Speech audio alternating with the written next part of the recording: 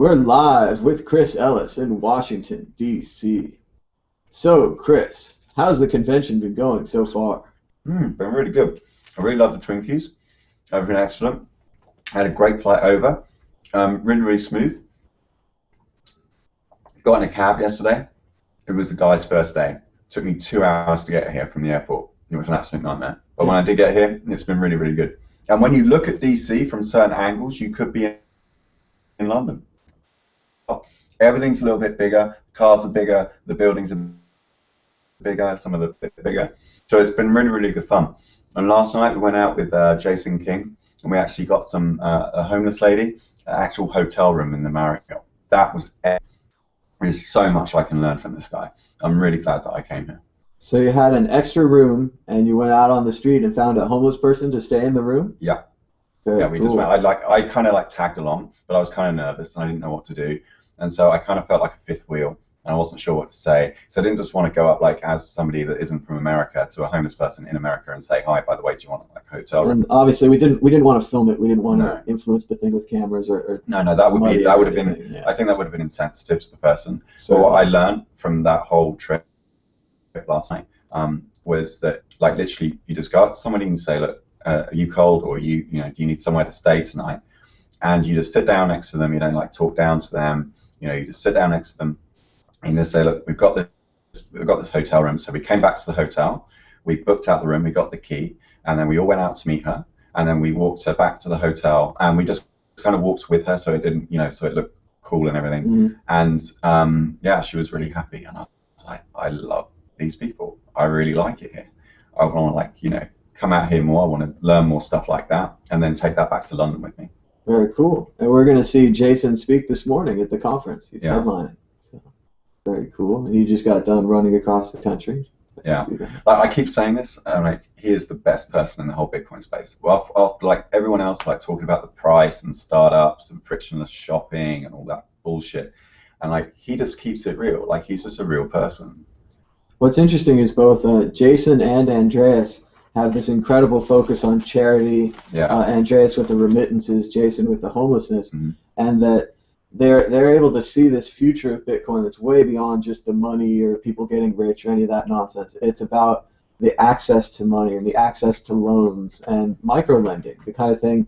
If we could all give this homeless lady 10 cents, she'd be in much better position if there was more rolling funds like that moving around. And it seems like with Bitcoin we have everyone gets a little extra money, and then they get a little charitable with their extra money. So if we can keep that up and just keep the money flowing around without the fees.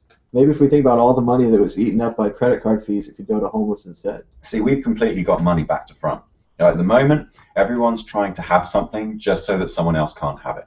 And the ego gets a little boost, and it's like, yeah, I've deprived somebody, and now I've got something.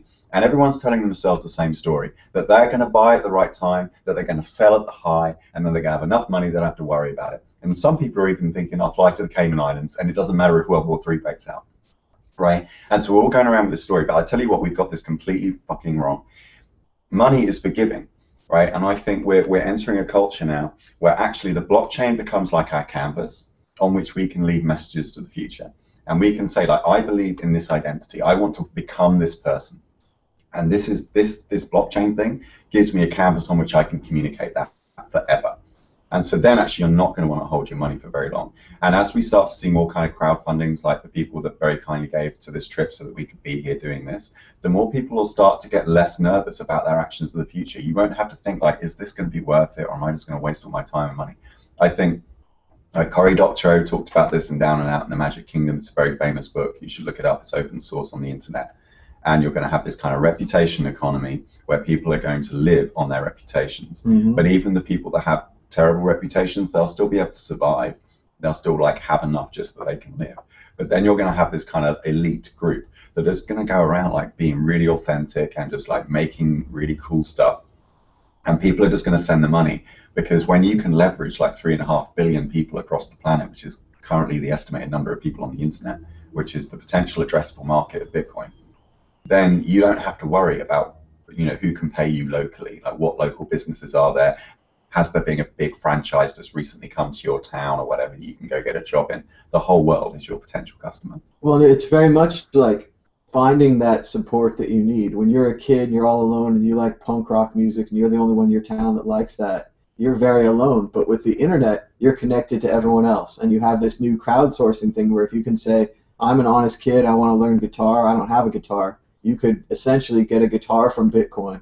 Then you'd have a guitar, then you could make videos, and if you fulfill the promise that you made, if you say, I'm going to make videos of me learning guitar, they're not going to be that great, but eventually I'm going to learn it. Oh. That's what the internet wants, is this truth, this honesty, this people working on a project every day, getting better at it, having clear goals, and like you're talking about with the goodwill, like right now we have a bunch of people that keep all their money in the bank, and they're trying to save for everything, but the truth is they don't even know if tomorrow they're going to pop off.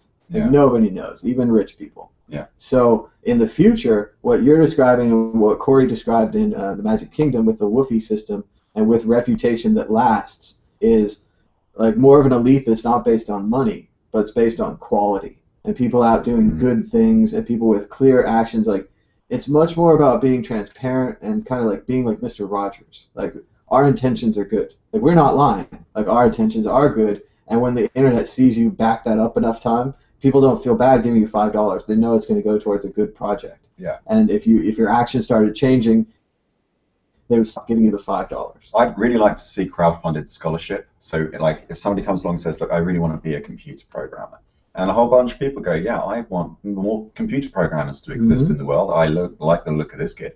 So then it'll just be, like, you'll probably have, what we need is financial management apps, which actually help you manage your finances. So you could have a couple of experts that already know how to do this. Like, you know how portfolios can be split up like 10, 20, 30%, 60%. You've got the pattern you can do, and you're supposed to spend like 10% on a certain thing.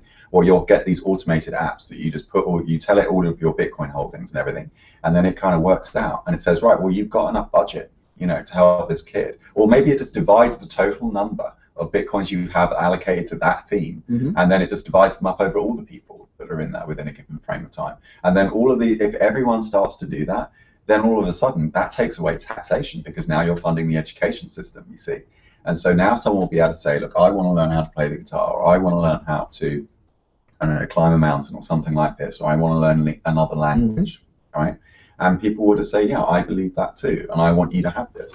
In fact, eventually I think it'll just be a button you'll just press, like the like button, a premium like button. Someone will just say they want to do something, and you'll hit like, and it will automatically send them that money. Money will just evaporate. It'll just become part of the atmosphere.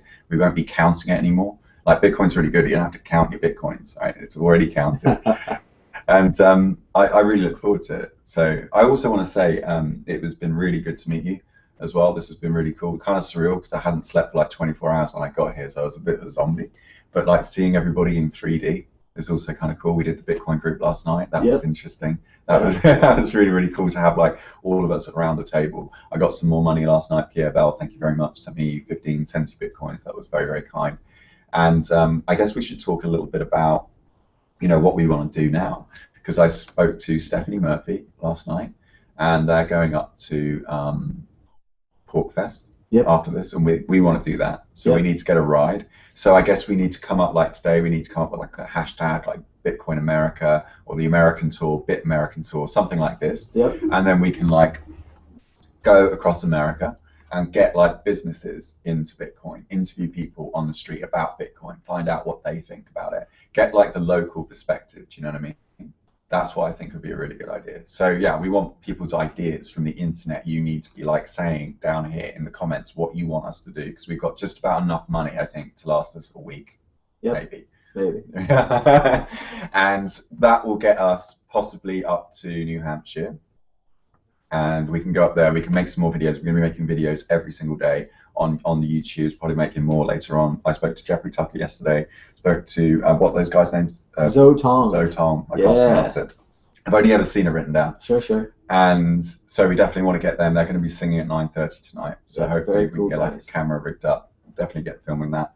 So yeah, if you guys want to see more, you just have to tweet me out. I'm at Mr. Chris Ellis on Twitter. We're also at World Crypto Net on Twitter as well. And let us know your ideas, places we should stay, things that we should visit. If you want a picture of Chris Ellis in front of the big ball of twine, you need to let us know, and let us know where that twine is. And I hate to say it, but you know, donate a few bucks so we can drive out to that twine. And we'll give you a shout out. We should also give a shout out to like everybody. We're going to make a list of everyone that's donated. Exactly, and this is a chance to see your idea as a part of this project. Exactly. Like, actually, in a way, like, you're the directors and the producers of the show. Like, all we're doing is, like, holding the camera and saying shit into it. Like, yeah, and this goes on as long as you want it to go on, with donating, with tweeting, with talking about it, telling us, what you think we should do, telling us what you like, what you don't like. You need to be involved, so as much as you can. So. Yeah, it's really cool. All right, guys. Well, thanks very much for tuning in. It's my pre-coffee interview, so I'm a little bit like I literally just got out of bed, had a shower. But yeah, it's cool. Bye, Twinkies.